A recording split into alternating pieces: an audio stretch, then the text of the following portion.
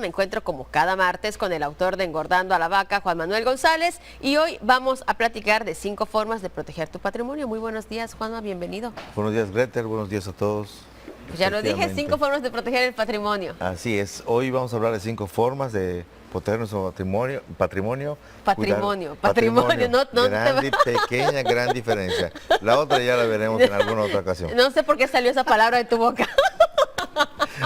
Pero bueno, estaremos ahorita hablando específicamente de eso, Ajá. de cómo proteger nuestro patrimonio, cuidar nuestro dinero, en pocas palabras, ¿no? Entonces, partiendo del primer punto que debe ser la prudencia. Obviamente la prudencia, ¿en qué sentido? La prudencia en cuidar los gastos, ¿no? Okay.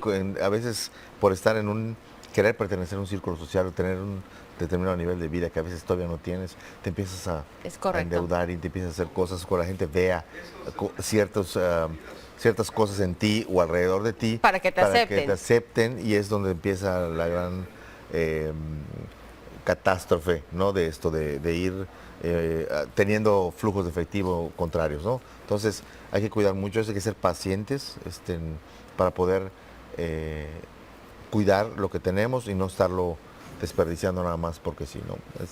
Ese es el primer punto. Primero, así ok. es. El segundo. El segundo punto sería que controles. O sea, ya tienes paciencia para no gastar, ahora tienes que tener el control de lo que estás haciendo. O sea, hay que controlar tu flujo efectivo. Nunca hay que buscar que nuestro flujo efectivo sea necesariamente negativo. O sea, que no sea en contra de nosotros. A veces, vuelvo a repetir, no tienes paciencia, luego al final no puedes controlar tu flujo efectivo, empiezas a tarjetear, a pasar tu tarjeta por donde sea, entonces empiezas a tener un flujo de efectivo negativo, ¿no? Con números rojos, y eso empieza a perjudicar porque ya solo vas a empezar a trabajar o a generar dinero para ir pagando los pasivos que tienes, las deudas claro, que ya adquiriste. Así es, que adquiriste, y eso pues es el principio del fin de tu otra patrimonio. Catástrofe. Así es, ¿no? El tercer punto que también es muy importante es analizar antes de invertir. O sea, en ocasiones tenemos oportunidades, por ejemplo, pensando en un ejemplo de adquirir una casa, ¿no? Sea cual sea la situación que tengas, vamos a pensar que en un crédito Infonavit o un crédito hipotecario o de tu dinero, pues siempre tienes que analizar la inversión. O sea, tienes que analizar cuál es la mejor opción, y tú puedes decir, bueno, mi presupuesto para adquirir una casa es ¿no? Y en base a ese, buscar, por ejemplo, puedas tener 2, 3, 5 opciones, pero de esas opciones ver, por ejemplo, si se trata de casas, ver en qué zona están, para que tú puedas decir, oye, yo creo que esta zona tiene más plusvalía, o está adquirido a través de los últimos años mayor plusvalía, o ha ido en incremento, entonces pues irme por ese lado para que yo pueda obviamente hacer la mejor inversión, claro, o sea, de todas las que yo tenga, ¿no? ¿Cuál crees que va a valer más en 5 o en 10 años para que pues igual eso sea un factor de decisión? Ese es el tercer punto. Ahora bien, el cuarto punto es siempre tratar de utilizar tus propios recursos. O sea, cuando tú utilizas tus propios recursos, te estoy diciendo es que si lo tienes, lo hagas tú, lo conviertas tú, lo compres tú, lo gastes o lo inviertas tú específico de tu dinero. O sea, en pocas palabras, evita endeudarte. A veces o por decir, es que ¿no? hombre, la tasa está, o pedir prestado, ¿no? Es que la tasa está buenísima, está muy baja. Sí, pero al fin y al cabo es un compromiso que adquieres, que vas a tener que ir pagando, que tiene un costo, obviamente, pequeño costo adicional, que te va generando. Y ya ni hablamos de prestamistas que ya te cobran el 5 y el 10% mensual sobre el dinero que te están prestando, sea un peso o sean 100,000, ¿no? Entonces hay que tener mucho cuidado con esto, porque este es el principio de la rueda. Por eso digo que yo aconsejo utilizar los propios recursos en base a que, previo a los análisis que hablamos anteriormente, puedas hacer para tu inversión, pues evítalo si ya lo lograste. O sea, endeúdate cuando sea estrictamente necesario, no lo hagas nunca, sino que cuando sea estrictamente necesario, y que sea un proyecto obviamente que te genere dinero. O sea, hay que meter el dinero en donde genere dinero. Si claro. No, pues ¿De qué sirve? Que pido prestado para arreglar o para hacer algo que no me va a generar dinero, es lo peor que podrías hacer en una cuestión de inversión, ¿no? Muy bien. Y por último, el quinto punto, y no menos importante, es ahorrar.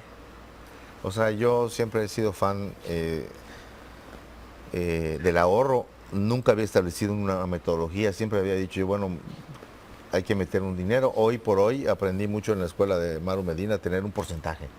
¿no? O sea, ella, hay libros también que hablan de esto. En alguna ocasión hablamos de algunos de los libros que se recomiendan, tenían que ver con agarrar un porcentaje de tus ingresos y destinarlo al ahorro. O sea, tú ganas, si decides lo recomendable es entre el 5 y el 20 para que puedas no mermar tampoco tu flujo efectivo. Pero uno dices, no, es que apenas me da, ¿cómo voy a ahorrar? Si tú haces el ejercicio y empiezas con un porcentaje pequeño al principio, sí empiezas a jalar ese, vamos a decir que un 5%, y si ganas 5,000 pesos y vas a quitar el 250, te vas a dar cuenta que con 250 pesos prácticamente casi no haces nada, ¿no? Claro. O sea, no te van a afectar en el flujo de efectivo del que hablábamos anterior. Así es. No te va a afectar en el flujo. Claro, cuando lo empiezas a juntar y lo veas y dices, chin, ya junté 10,000 pesos, esto sí hace algo, sí, pero cuando lo empiezas tú sigues operando y ves que sigues viviendo tu vida normal, como va, sí. Así con ese 5% que le quites, no te va a afectar en lo personal, ni en tu modus vivendi, como decimos normalmente, no te va a afectar y ahí vas a empezar a tener, obviamente, el ahorro. O sea, no hay que llegar a los extremos, creo yo, todos hemos oído, seguro no ha pasado acá nunca, es cortar los plásticos de las tarjetas para que yo no gaste las tarjetas. Hay que tener control sobre eso, ¿no? Así o sea, nada es. más es lo único que hay que tener un poquito de control, porque a veces porque no tenemos, lo más fácil es pasar la tarjeta y dices, luego lo pago, sí, pero se vuelve una bola de nieve, claro, que luego te alcanza y te aplasta. Que allá iba mi pregunta, Juanma, ¿no? Bueno, más bien mi sugerencia, ¿no? Ok, agarras una deuda, pero si vas a estar con un abono, por ejemplo, de un pago mensual, ve que ese abono de pago mensual esté dentro de tus posibilidades para poder pagar. Así es. Porque muchos luego agarran y pagan cantidades. Cuando lo estás diciendo, lo que pasa es cuando tú tienes un sueldo determinado, vamos a pensar que tienes 5,000 pesos mensuales y de repente empiezas a firmar con tu tarjeta, tú extiendes tu ritmo de vida a tus 5 más lo que le firmaste en la tarjeta. Así Entonces, empiezas a pagar acá, pero lo que te hace falta lo vas aumentando acá. Entonces, de repente tú dices, oye, estoy viviendo más o menos muy apretado, pero sí, pero como con 8,000 pesos, no con 5. Entonces, tú tienes 5 para vivir y pagar la tarjeta y darle la vuelta otra vez y volver como un crédito revolvente, ¿no? O sea, lo pago y vuelven a prestar. Lo pago y lo vuelvo a prestar. Pero y nunca va a tener dinero. Así es. Pero además el costo financiero, porque hay un costo ahí pequeño que te cobran, muy pequeño, las tarjetas de crédito, que pues sí merma, también es parte del efectivo. O sea, si lo hiciste alguna vez, como vos dije hace rato, por emergencia, por urgencia, importancia, pues bueno, es válido, pero ya cuando te excedes es cuando empiezan los problemas. O para alcanzar un estatus, ¿no? Que digas, bueno, si tú vistes así, me voy a vestir como tú para que pues yo pueda estar a tu nivel y quiera hacer mi amistad, ¿no? Cuesta y así es, por aceptación a un círculo, como bien dices, ¿no? Perfecto, Juanma, pues como siempre te agradecemos el que nos hayas acompañado. No, gracias a ustedes y gracias al teleauditorio.